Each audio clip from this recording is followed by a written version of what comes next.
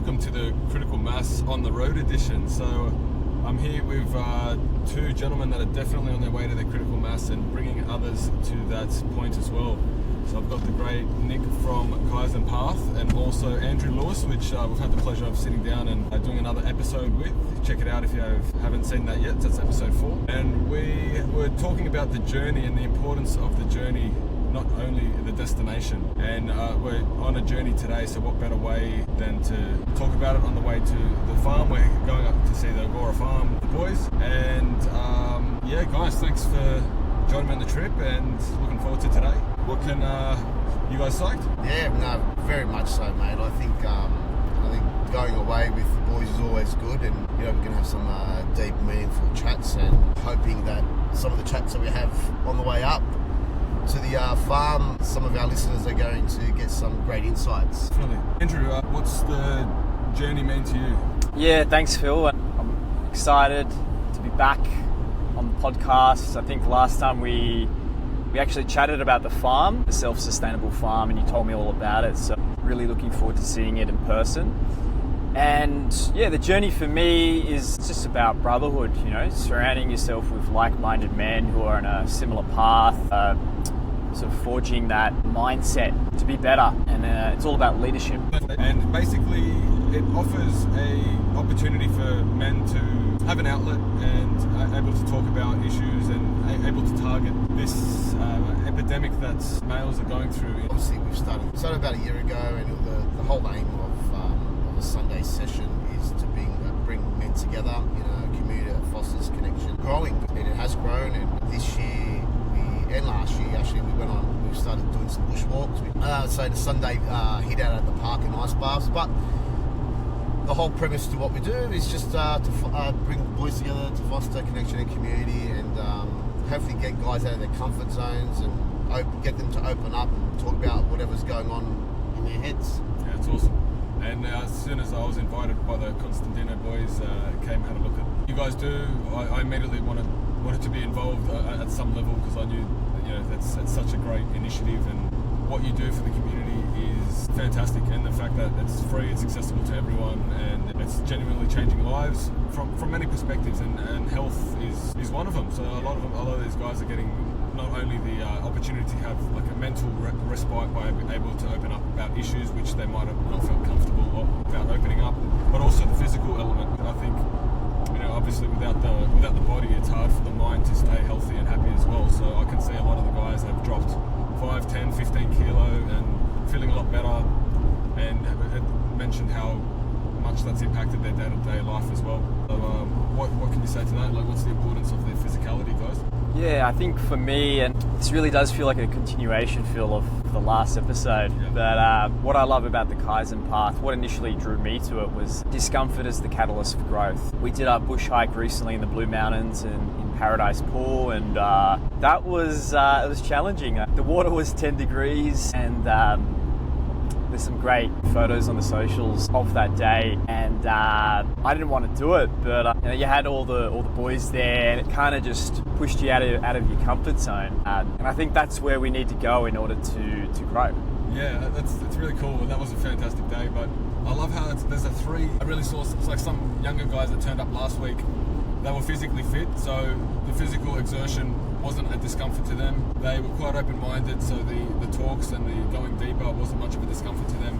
But they hadn't been exposed to the ice water, so by doing the ice bath was something foreign to them, and it was discomfort, and it was able to help them push boundaries and grow and open up, and also get that community aspect, because, you know, all the other guys were encouraging and helping them get that. So I think some people are challenged by the physicality, some people are challenged by they are in an opportunity to open up, and they don't feel comfortable opening up, but when they see others talk and learn these skills and tool sets, which, you know, we had Aaron Huey talk last week, who's a great speaker, and he gave us some tools about this 5 whys and going on deeper levels and giving the people these tools. So it's not just a 2-dimensional approach, but it's a multifaceted attack which helps people in so many ways. So that's why I think it's so powerful. So Nick, what are your thoughts, and what I guess got you to that formula which you use, and what's the importance of the ice baths to you?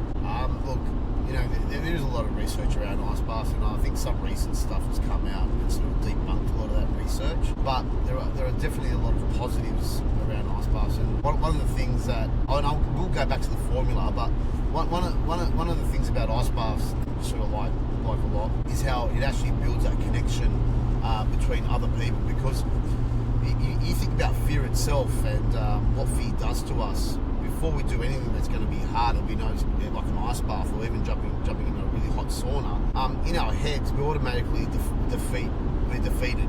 We know that it's going to be hard. I don't know if I'm going to last 10 seconds to 30 seconds.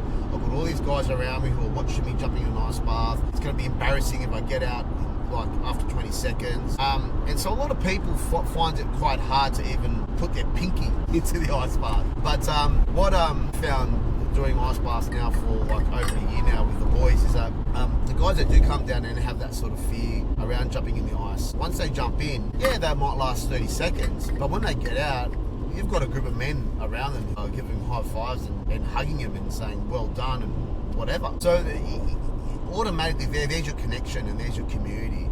Even if people do come down, they don't jump in the ice bath, it's no big deal. But I think that just having that as a tool to connect people together, I think that aspect alone is quite powerful. In terms of the structure and what we do on a Sunday morning, around like starting the day off with breath work, maybe doing some sort of physical activity and then jumping in the ice, I mean, you can actually transfer that over into your daily routine, and it doesn't have to be every morning. But I mean, every morning, most people will get up out of bed, probably roll out of bed during winter. First thing you probably do, whether you go to the toilet, have a shower, brush your teeth, whatever you have to do, have something to eat. Our minds are constantly on the go because we just want to get out of the door as soon as possible to get to our destination, okay, which is usually our jobs that start at 9 a.m. or 8:30, whatever you do. What I try to instill in people is to get up that little bit earlier and do the breath work. It's only going to be like 5 to 10 minutes out of your morning. Do the breath work. Do some form of physical activity, all right? And it doesn't have to be going to the gym. It can be like 5 minutes of high-intensity burpees on your living room floor, And then if you want, you can put your face in some cold water, or you can have a cold shower. They'll energize you. Go downstairs, have your healthy breakfast, off you go. And look, I think sometimes a lot of us neglect the time that we have, and that could be due to the fact that we're set and conditioned. I've got to get up at 7:30 and I've got to leave home by 8 o'clock. But if you get up at 7 o'clock, you've got that half an hour to instill all these little practices, right? So on a Sunday, it's pretty much getting guys to think about breath work, and hopefully they feel the benefits of breath work when they come down to us. Getting the benefits of doing the physical activity stuff, increasing your heart rate, and the sheer fact that it makes you feel good. There's no doubt that those endorphins that are pretty much that we feel after a workout is going to set us up for a better day. And then, I mean, if you want, jumping in the shower is going to energize you even more and just give you that bit of a dopamine hit that we want before work, and off we go. There's no better way of starting the day, and that's all that Sunday is really about in terms of like the structure. But then, as I said before, absolutely. And I was just talking to a new prospective member who wants to join us in the coming weeks. He was saying, I feel as though I might not last the time, so how can I prepare for the ice baths, and should I start having cold showers and that? And I told him that's not what it's about. It's no more fitting than what we're talking about today, that it's the journey of it. So maybe you'll get in the first time and maybe you'll fail. You might be not able to last the full time, but that's still a success because you're building on it and you're getting that environment, the community aspect, and you'll get better and better as time goes. And if it's not your thing, it's not your thing, but it's just one of those tools that you guys offer, and I think has a lot of benefits in terms of mental toughness, as well as, I believe, physical benefits in terms of immunity. And like we said, it's a great community way to end each event. So what else can we say about the journey, Andrew? We talk a little bit about what we're doing today and what's the journey means. So we often talk about setting goals and getting to goals and hitting targets, and often people see people's successes, successful people or failures, which often lead to successes because that's where we do a lot of the learning, but they don't see the the work that went into getting there, so that journey, the process. So how can we share some insight about that? Yeah, so it's interesting what you say, Phil, and what initially drew me to the Kaizen path. So if you look at the word Kaizen, it means continuous improvement or incremental progress. So I think there was that drill instructor who talks about, the first thing you do in the morning is make your bed, and it's all about starting off on the right foot. How you start your day is really important. So instilling that sort of discipline. And what I found by attending the Kaizen path on a Sunday a.m., it's a bit of a drive for me. It takes an hour to get out to Kellyville. I'm in Bronte, where I'm starting the Kaizen path in Bronte. And, I've learned a lot. And it's sort of implementing the routine into my own sort of structure has really improved my life. I'm just way more focused, way more disciplined. I start off my week on a really sort of positive note after, spending time in brotherhood, in that sort of community. And I personally actually love doing the ice baths because I started to get into them a couple of years ago, and I learned about all the benefits. Like, it increases the production of dopamine. I found it's improved my immunity, so I barely ever get sick. And now I've just started doing the cold showers in the morning. And even learning about breath work has fundamentally changed my life as well. If I'm ever stressed, or if I need to do a speech, or I've got an important meeting, I just do a bit of box breathing before, just to sort of calm myself down, to help regulate my nervous system. Box breathing's really good because you inhale for 4 seconds, you hold for 4 seconds, then you exhale for 4 seconds. And that's been a game changer for me as well. There's a lot of things that happen along the journey. You still see the big picture, and this is me kind of being vulnerable Sunday mornings.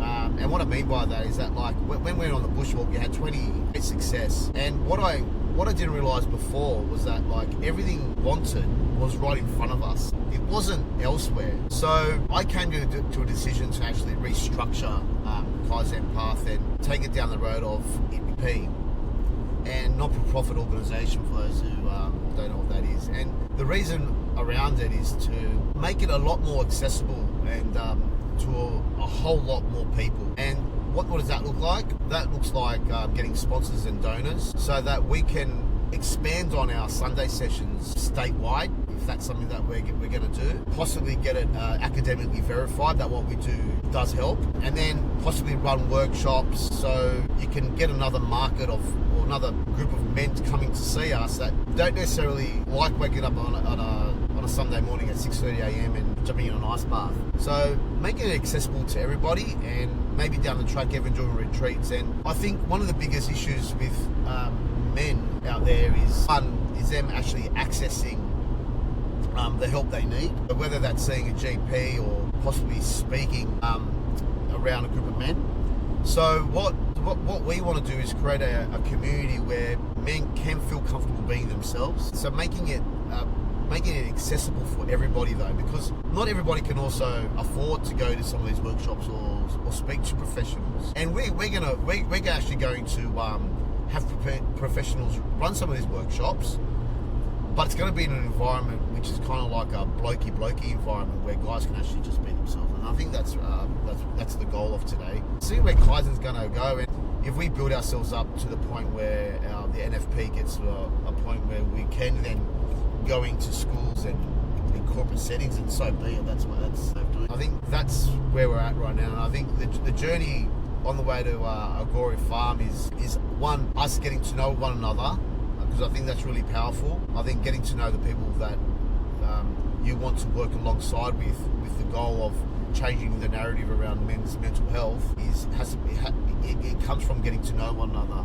and that's going to be really powerful, because as you guys might know, if you know your history, if you go back thousands of years, when men sort of fought battles with one another, they didn't have planes or helicopters or transportation. Well, they had horses, but it took them months to get from one point to another to fight a battle, and along the way people bloody died. But the fact that they on that journey, they got to know one another, and they built camaraderie and rapport. Okay, when it came to battle, they would look at the left and the right, and they would go into battle together, and they would save each other because they built up that friendship. And in some cases, if you look at Sparta or even Athens, sometimes they were gay, and the reason why they were gay is because they fell in love with the man next to them, because they knew that they would fight tooth and nail to protect them.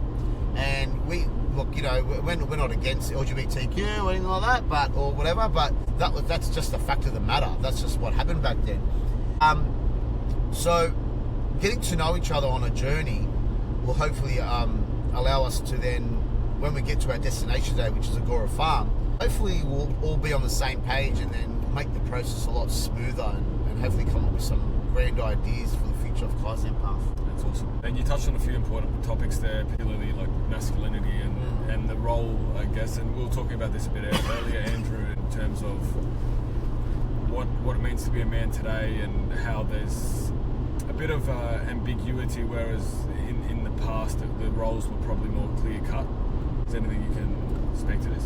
Yeah, for sure. And what I think is interesting, we all want to be our best, peak performance, high performance, and there's a lot of disordered masculinity out there. So I think Kaizen Path's good for creating a safe container where men can actually be vulnerable and share their challenges, and I think that's really important. And in terms of what Nick was touching upon, what I think is important and what we lack fundamentally in today's society is initiation ceremonies. And you're right, Phil, there is a bit of a identity crisis for what it means to be a man today. And you look at Aboriginal culture, for example, they had their walkabout where the boys would have to go out into the wilderness, into the bush for weeks on end, and they'd have to face the elements, and they'd come back as men. So I think that's really important. What does it look like? None of us in 18, and that was our green lights social setting, and we thought that using our virginity, go back again, be some form of initiation, lost that aspect in today's society. So they get a job, they might get a high paying job, but then within that they stresses because they haven't gone through some form of initiation, which is a hard initiation. It's not an easy initiation. You talk about discomfort is a catalyst of growth. Discomfort in itself, that the resilience that you can build from that discomfort, that of initiation, okay, where you can survive something that's so tough and then take it out into the modern world. I mean, that's gonna set you up in good stead in the future. Right? I look at my father. My father grew up in a village in northern Greece, and he had absolutely nothing. And not only did he grow up in poverty, the way his parents raised him was borderline abuse.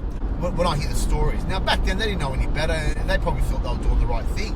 But I look at my father, and I look how resilient he is in any type of adversity that my father's in. I can see that he's sad. There's no doubt about it. But the way he's able to bounce back is something that I look up to.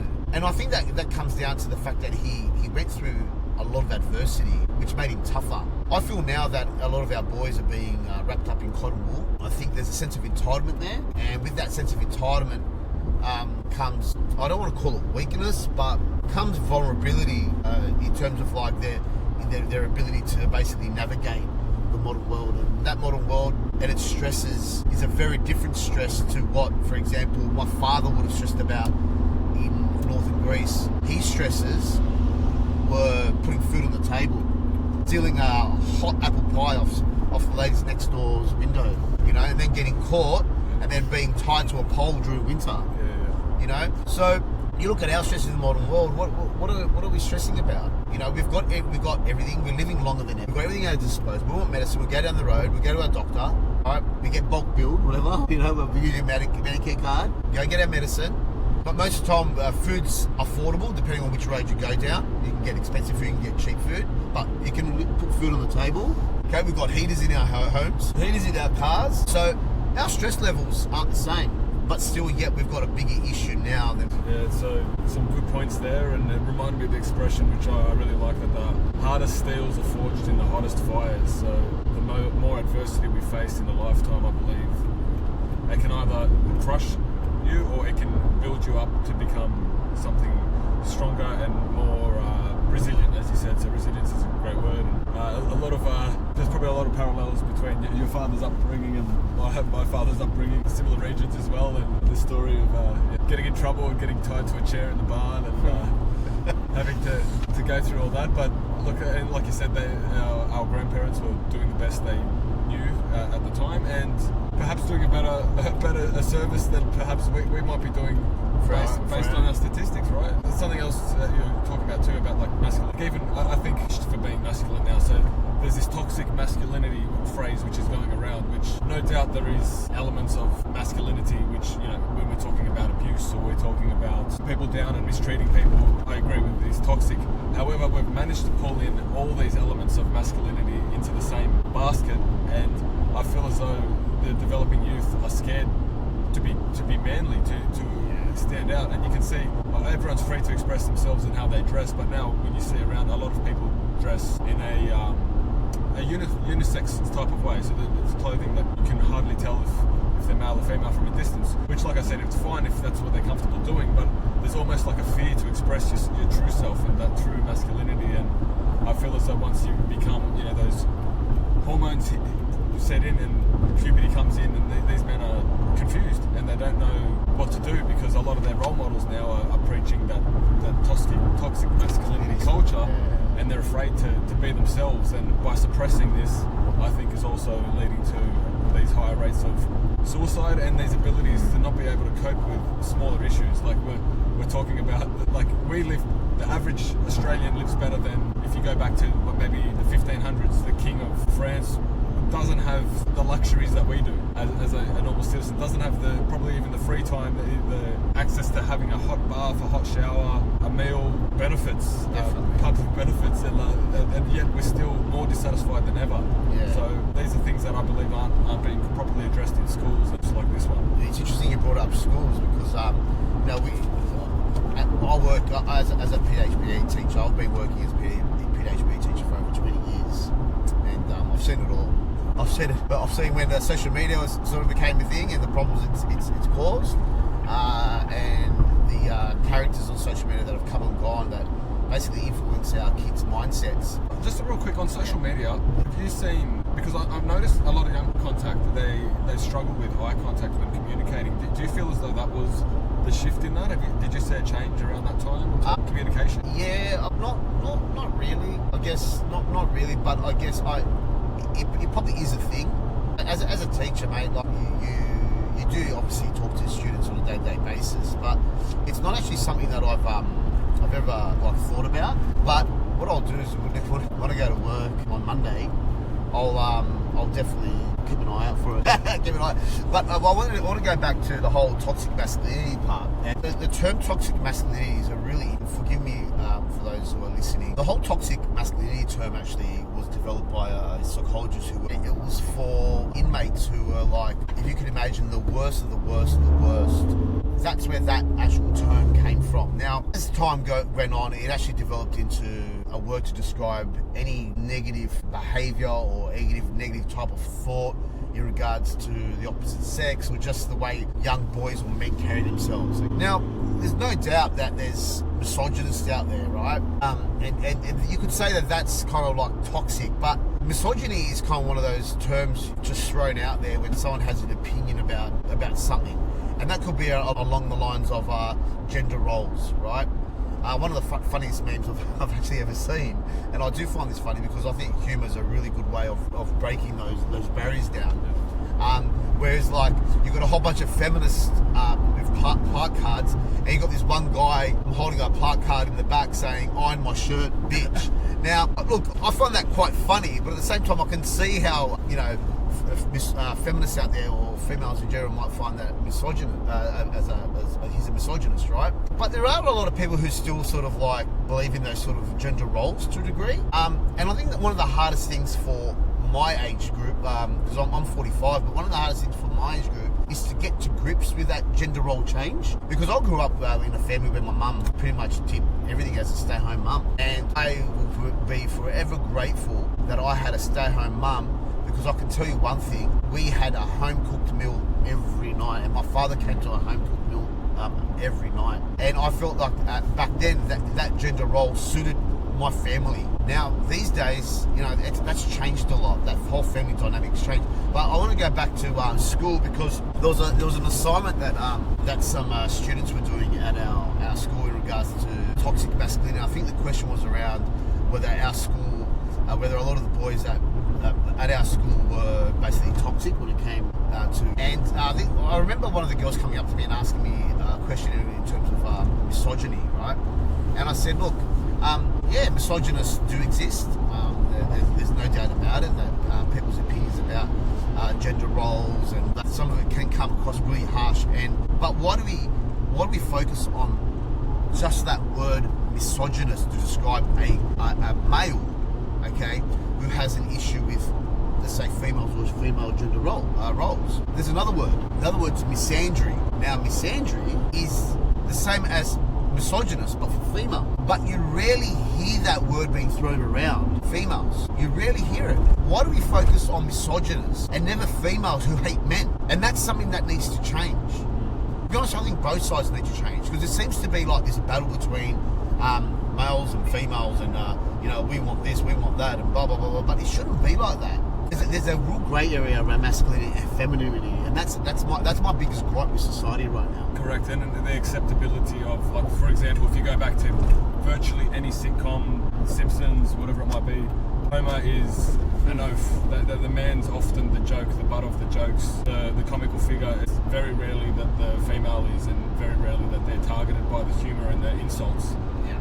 This is normalised and it's portrayed in the media, and watched, and then stimulated in life. And I feel as though no one should be ostracised, right? So why should men or women be the butt of jokes exclusively? Like, obviously humour has a place in society, and there is the correct outlets for it, but to just target men in these shows and make them comical or useless or oafs, or exactly right, that whereas it's damaging to the image, and I think that's one of the factors. Well, look at the void that it's opened up. Look at Andrew Tate, for example, right? So he becomes, like, all of a sudden this personality that young boys, some, like, skewed ways of thinking about. On the other hand, he's got some things that he does say that I can say, yeah, you know what, you're right about that. It's not all bad. But if you go back 50 years, who did young people look up to? Okay, we looked up to professional sports people, no doubt. Right? Possibly looked up to, like, inventors. Maybe we go way further back. We looked up to academics. All right? Look at our females. Who are they looking up to? What, Nicki Minaj has got her ass out half the time? Is that their role model? Is that what we're trying to teach our kids and who we want them to look up to? How about someone who's actually invented the cure for whatever? Yeah, well, I was talking with Andy Williams about this recently. The rock stars of the early 19th century were the great scientists. It was the Einsteins, it was the Plancks, all these people that are making monumental breakthroughs and helping society. But these days, who are our rock stars? They're, like what you said, that don't necessarily have a great deal to share, other than have too much skin. That it's a shame that we, and I think that needs to be turned back to people that are successful, people that are doing things groundbreaking, trailblazers, and they should be the rock stars. They should be getting the fame. They should be the ones that are making the difference, not causing greater problems, social anxiety and Definitely. body image issues, and people that are plastic surgeon beyond recognition, are being seen as the normal, and having young kids look up to that and to fit into a mold which is impossible without going under the knife, for example. So my father's someone I look up to, right? Yeah. He's a father figure for me, right? Because of his success and being able to keep his shit together. Now, if you don't have a father, right, or if you have a father you don't look up to, this is where certain idols come into our lives, especially around social media. I feel that void for a lot of these young people, and a lot of it can be quite positive. There are some really, really positive people out there, but there's a lot of, like, toxic, like, negativity. That's right, and statistically we can see, not an opinion, the people that don't have that strong father figure or father in their life often have a higher incidence of crime, drug abuse. Yeah. End up in that sort of system. Andrew, what are your thoughts? Yeah, it's interesting because I think you're right, Phil. There's the absent fathers, and there's a certain minority in society who get ostracized, maybe the lost boys, because they never had that positive role model for masculinity, and they end up getting into crime, drugs, all this sort of stuff. And it's unfortunate because you see the rise of influencers like Andrew Tate. And I've seen a couple of lads who've been influenced by him, and I think that sort of masculinity can be quite disordered. There's disordered femininity as well, sort of echoing your points, Nick.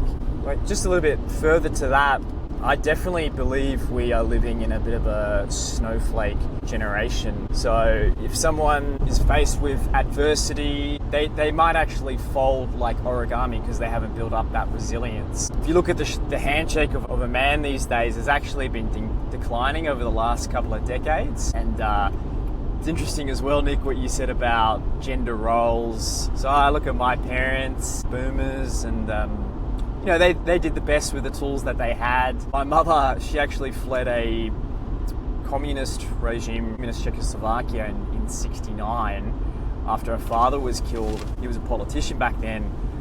He died at age 44, and she fled the country, went to England, met my father there. But I always looked at my grandfather's generation, what it meant to be a man, those sort of traditional roles. And I think that's been a little bit lost in today's society. That's absolutely true. Priority is that their family think just on the emotions, but you can't have the emotions and society. So that, you know, a few extra hours might break us, or a few adversities might be. Listen to Andrew, to be honest with you, I think there's nothing wrong with what we live in. It's the way it is. And when I look at my father, that's basically what he did. He worked his bloody ass off. Did I see moments of toxic behaviour? 100%, no doubt about it. There are moments in my household where I look at my father and how he possibly speaks to my mum, and sometimes he still does. And I think, how the hell do you speak to mum? And I'll pull him up. I'll pull him up sometimes and say, you know, what are you doing? So in that sense, yeah, no, 100%. But on the flip side, he's worked that hard that he can afford to pay $100,000 to send his whole family to Greece. There you go. You know, and am I grateful for that? Yes, I am. It's just because their upbringing. If your upbringing has been that tough and you haven't seen, and we're talking about positive role models, right? If you haven't gotten that, take into the next generation and the next generation after that. And I've just been lucky enough to have seen the other side of things, to see that, you know, this is not the way it should be. This is not the way you should be speaking, you know, to, say, your wife or even your kids, for that matter. And you do need to be there. You do need to be careful what you say in front of them on a daily basis. So I'm very aware of that. At times I slip, but most of the time I'm very much aware. And that's something I guess like the older generation sometimes probably didn't have. But then again, we're in a situation which is quite unique. You know, we came out of it. I came out of an era where, you know, you had to go to a library to get most of your information, or some sort of like a magazine from a newsagent. All right. But now I guess we're in a generation where we can get all this information just from the click of, you know, from the swipe of the phone. And my father didn't have probably social media with influencers sort of explaining him that you have to get up in your BCD before going to work. Yeah, you know what I mean? No checklist. No checklist. Yeah, and just so I believe like what you were saying about Andrew Tate filling the void, and like we were talking about that last time on the podcast too, Andrew. But in terms of that swing between, like that swing to the left, and then this void opening up, and then a role model, good, bad, ugly, comes in to fill it. And he's a smart, articulate guy. He's able to convey a lot of messages, which most people do agree with, because a lot of them are reasonable and logical. However, he also brings in an element of narcissism and other things. So then he's been able to fill this void of role models for many people, because a lot of the ethics in terms of working hard, going after what you want, all that are good attributes and good virtues. Yeah. However, he also brings another toxic flavour, which is a shame, because it ruins the whole, I guess, that whole image, and also puts more fuel on the fire for the toxic masculinity argument, which, like I said, has merit in the right application, but is generally convoluted and wrong. Yeah, and I think there's a lot we can learn from the previous generations. You know, what it meant to be a man, to be a breadwinner, you know, bring home the bacon. They had a strong sense of purpose, but you know what Nick was saying is that maybe they weren't always as present with their children when they came home, this sort of stuff. You know, I believe we evolved from hunter-gatherers, so the hunter was tasked with going out into the wilderness. He had to slay the woolly mammoth, bring the meat back to the tribe. the nurturers, they would forage for berries within the perimeter of the tribe, right? It was sort of clear cut back then what the roles were, and yeah, I think there's a lot we can learn from that. Sorry guys, just have to fix up this camera. Another job. Now it's a bit awkward, but it's all good. We're getting there on this beautiful journey. 100%, mate. I think the roles are very much defined back then, weren't they? That's been probably the biggest thing, I guess. The roles were pretty much set out. And not in all cultures, you know. In some cultures, you'll find that, like, as much as men were going out and fighting, so were the women. And in some cultures, the women were going out going hunting as well, because they'll get their parents to look after the kids, you know, like the grandparents. But those roles are very much. But you are right to a degree where a lot of men were going out and hunting and bringing back the game to support the family, and those gender roles have been something that's been ongoing. My biggest thing, young people in modern society, when you think about boys and the pressures that they feel to be themselves, is like the when it comes to relationships and the female expectations of their partners, what they need to actually have, whether it's in their bank account, in their physical attributes or whatever, in order for them to become the perfect partner for them. And I think I sometimes wonder where all this is coming from. Now, it's always been a thing. I mean, attraction and money has always been an attraction for people. But why is it so complex now for relationships, like in general? Like, why does a male have to be 6 foot tall, earn $100,000 a year, and live in in a good area in order for them to be the perfect partner for an individual? What's changed so much now? Because it's actually a lot harder for men now to meet someone than it is ever before. Yeah, I think people are chasing perfection, and as Tony Robbins says, and I prescribe to, is that perfection is the lowest form of standard. Now that sounds counterintuitive, but why? Because perfection is not attainable. So it doesn't mean we should have low standards, doesn't mean we shouldn't work hard, doesn't mean we shouldn't strive to kick ass, be our best, do the best we can do, but it means that you're going to eternally be dissatisfied. And when someone is looking for a perfect partner, like you said, they must be at least 6'2", they must have whatever, be six-pack, shredded, tats, big dick, all of the above, and anything less, 7-figure income, if they don't have that, that's a failure. Yeah. And like I said, it doesn't matter. It doesn't mean you shouldn't strive to have a good partner and look for good attributes, but when you're looking for something that doesn't exist, you're never going to be satisfied, and everyone's eternally unhappy, both the men and women, in my belief. Yeah, no, 100%. I was just going to touch upon that, Phil, because it reminds me of a book, The Way of the Superior Man by David Data. We touch upon some interesting themes. I've actually read it too. Yeah, it's a great book. I'll give it to you. And, we touch upon some interesting themes like purpose, legacy. And in that book, it actually says that a man should put his purpose above all. That should be fundamentally the most important thing. And what I think is contributing to the men's suicide rate in today's society is that men are actually lacking that sense of purpose, or they might even lose that sense of purpose. Yeah. And what are your thoughts on that, Nick? Sometimes we're scared to express who we are. Too scared to show people this is some artist. Sometimes we're too scared to express that, to show people who we are. Now, if you break me down, I can go into like many different layers as who I am. But it took me many, many years to figure that out. Many, many years. But when I got into teaching, I would say that at that start, teaching was like a sense of purpose, because I felt like I was making a change. But it gets to a point where, for teaching, for me as a job, it gets to a point where I do care about what I do, and I do care about the students. And a job, when a job's just a job, all right, you lose that sense of purpose. And when you lose that sense of purpose, it becomes stale. You're just living, but you're not actually like living, you know what I mean? You're just going through the process. You're going through the process, all right?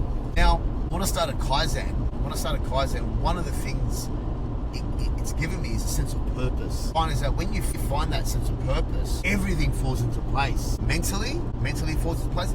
Physically. Now, my day-to-day job is actually a lot better, right, than what it was, say, over a year ago, because I've got a sense of purpose outside of my job. I'm doing something that is fulfilling, okay? And not only does it improve my day-to-day job, it also improves my relationship with my wife. Because when I go home, I'm a lot happier. Don't get me wrong, there are days at work where I couldn't be screwed being there, or couldn't be stuck being there, sorry, or there's times where at home I'm down, because I just couldn't be stuffed with lack of energy, whatever, right? I'm not Superman here. But it's that sense of purpose that gives me that drive. It's energizing, right? Yeah, well, it's that drive, and you know, it's really interesting because I've always had it in me. Like when I go as a PhD teacher, there's a couple of different types of PhD teachers. There's ones that they're very good at bloody playing sport, and that's where it ends.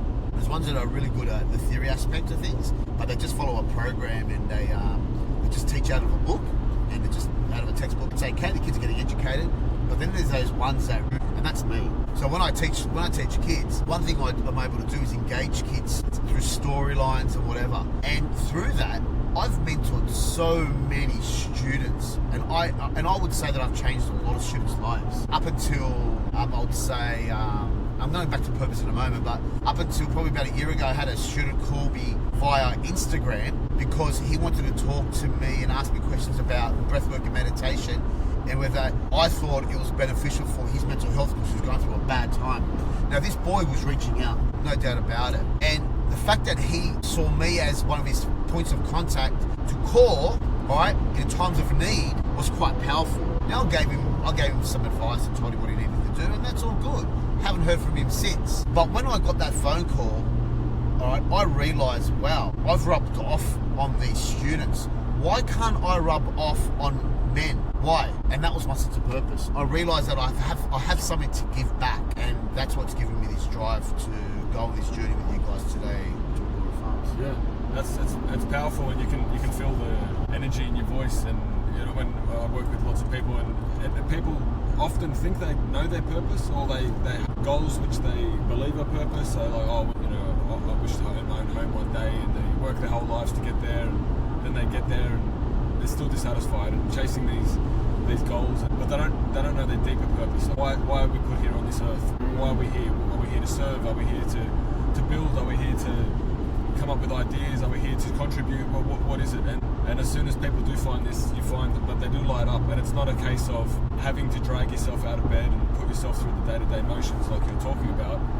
Having to force yourself to go to bed to know that you're going to have enough energy to fulfill your purpose the next day, and try to keep yourself there from getting up early because you're so juiced. And that's the difference. It's something so small, and it's a travesty that this isn't discussed at school. So it's awesome that you had a student that could see that, you know, you've given them some sort of skills and outlook that they reached out to help grow and expand upon. And unfortunately, that shortfall is causing a lot of damage, and that has to be filled. So when I work with people and we go down deeper and they find their purpose, everything changes. And often these are successful people that are already making a lot of money, but they're still dissatisfied because they don't have that purpose, they don't have that drive, and it's not always what you expect it might be. I think you got something to say? I love all of that, fellas. Yeah. I think with purpose, right, it's very healthy for a man to have a strong sense of purpose. Yes. They show up differently, they look different, the energy is different. Yeah. For me, you know, I work in technology sales in the B2B space, and I was chatting to a friend of mine on Tuesday a little bit about this, and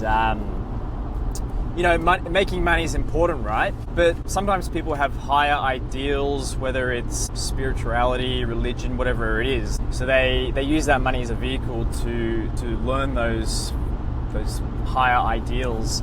You know, I've studied a lot of different religions, and Buddha, for example, he grew up a prince, but then he let go of all these sort of worldly possessions. He became destitute. He came up with the middle path. I'm learning a lot about Buddhism at the moment, and I think there's a passage in the Bible. It's easier for a poor man to go through the eye of a needle than it is for a rich man. So I guess what I'm trying to say is, like, the accumulation of resources in Western culture, people always want more, but we don't really need that much to keep us happy. You know, sure, we want to have our families to be supported, to have support and all that sort of stuff, but yeah, you got to ask yourself those sort of deeper questions, like we touched upon legacy, like what is our impact going to be in our lifetime? And it's about how we make people feel. And I mean, they're the sort of questions I'm asking myself. It's smile on our kid's face, you know, that hug that you get, that sort of today's culture with consumerism, and get to that aspect is that a lot of people don't have that insight into those little moments, but success in the first place. Sometimes we just go through life and walk into our wardrobe and we've got, like, you know, 10 different suits and a million shoes and wife's got like 50 bags and all the above. And it just becomes like the norm. Like you look at it, you go, I've got all these shoes, like they're just sitting there in boxes. What am I doing with them? But then you go like to a third world country or somewhere where people haven't got those possessions, right? They might have 2 pairs of shoes and they think you're an idiot. What do you need so many shoes? Sometimes I wonder, is the mental health in those countries as bad as the mental health that we are, the epidemic that we're facing at the moment in our first world countries? And I don't think it is. No. I don't think it is. That it comes down to them just living their day-to-day. The community matters, so the little things with their family matters. A few drinks and dinner with their friends matter. That stuff matters. There's problems over there's no doubt. Just lifestyle in general is harder. But like, in terms of us, and I'll touch back on Buddha, the fact that, for example, with him, he got rid of all his possessions and lived like a sort of like solitude life and lived the life of a bum, if you want to call it that, where he meditated, he realised that life is full of suffering, and understanding that life is full of suffering, that's just the way it is on every aspect, and nature is suffering. Like we kind of like look at nature as being this grand, beautiful thing, and it is. But God, man, if you get stuck out in that wilderness on your own for 10 days, and you don't know how to work it, you're dead. And so everything suffers. You have to understand that that's a matter of that's just the way it is. Like, it's just the way we have to deal with that suffering. And the more we suffer, the harder it is for us. We need to learn how to sort of take a step back from that suffering, because you can never escape it. And that's something that, again, we just got to be grateful for what we have, celebrate those little things, and understand that from time to time, suffering will come. Perspective is to see the same situations, and like you say, if you take virtually many people from third world countries or developing countries who are not in the greatest situations, and they have the opportunity to swap lives with many people that are greatly dissatisfied with their lives here, they'll take it in a heartbeat, because we are lucky in this country and we've got so much, yet that perspective that we lack, we don't appreciate what we have. And fully know that it can be so much harder, and even like suffering, like some people doing like I try to do 100 push-ups every morning. Some people that's their hell. Like that's painful and suffering. Why would you get up early? Why would you put yourself through that? But for other people would look at it and say, well, that's awesome, because the results you get, the gains, so you can look at different suffering and see what growth can come out of it, or you can see it as a negative. So I think perspective is a huge thing. I'll tell you a story about Thailand. I was recently in Thailand, and I saw you in the news actually. Yeah, for those of you who've been to Thailand, you know what it's like. It's very much a tourist industry, whatever. Anyway, I went to, those of you who haven't been to Thailand, or haven't been to a 7-Eleven in Thailand, 7-Eleven is like off its head. Like, it's got everything you need. Some of them over there are better than others. They're awesome, right? And I went to the 7-Eleven, and there was this lady standing at the front of the 7-Eleven, and I asked her which one's the best ATM, and she pointed to the red one. I said, I'll just take her word for it, right? Put my card in, and I took out like 500 Australian dollars, and the money came out, and I walked away, and then my card came out moments later. And I've done this before in Australia, where I've left the card poking out, because it comes out so slow. It's almost like slow motion. And for whatever reason, I just wanted to grab my money and go. Anyway, she pulls my card out. She goes, excuse me, like whatever she yelled at me, and I turned around, and there she gave me my card. And I was like, wow. I go, wow, this is cool. And so I said to her, look, I go, whatever you want, I'm getting it for you today. So she walks into the 7-Eleven, right, grabs a drink, grabs some food, grabs some snacks, whatever, and I bought it all for her, right? And she was really grateful for that, really happy. The next day, or the next night, we're having dinner across the road from the 7-Eleven at a market, and I went and picked up some water. The same lady was at the front. This is when I realised she was actually, and my gut and my heart just dropped for this lady, right? And you think about, like, this lady has absolutely, and she could have used my card for anything in that space of a couple of hours. I probably wouldn't have realised that and lost it. She could have went out and bought whatever she wanted just to help, and she didn't. She actually tracked me down again with my card back.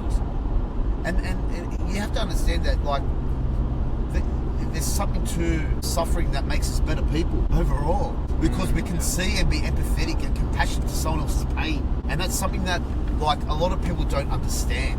When you suffer, the way you see others is on a grander scale than the way you see yourself. You feel another person's pain, and that's quite powerful. And I think that kudos to that lesson that she basically taught me on that day. That's something that That's awesome. I love that. And yeah, I think that's true, and it makes you think of sometimes when in these global organisations that a lot of these people come from privilege and go into these roles, and they're making decisions for people that they know nothing about and have never lived in their world and have never known the suffering that these people know. And I think that's why there is a very skewed vision and the higher level in society. Well, what do you reckon? Do you reckon we'll wrap it up? Yeah. Episode 1. Hey guys, just letting all our viewers know, this was off the cuff, alright? We're going to take a photo of the setup, and you guys are absolutely, and I will share it with everybody on social media, but it's bloody hilarious, alright? So when we get off this, I'll get Andrew to take a photo of the setup, and hopefully you guys got a lot more insight into what we're all about. And I do want to, I'm hoping that Phil and Andrew after today actually get a lot more insight into what Kaizen Path is all about, and it is all about suffering, right? Because discomfort is a catalyst of growth, and through suffering to a degree we then open up ourselves to we'll speak soon. Yeah, definitely. And thanks boys, I'm sure there'll be more to come. Follow his podcast.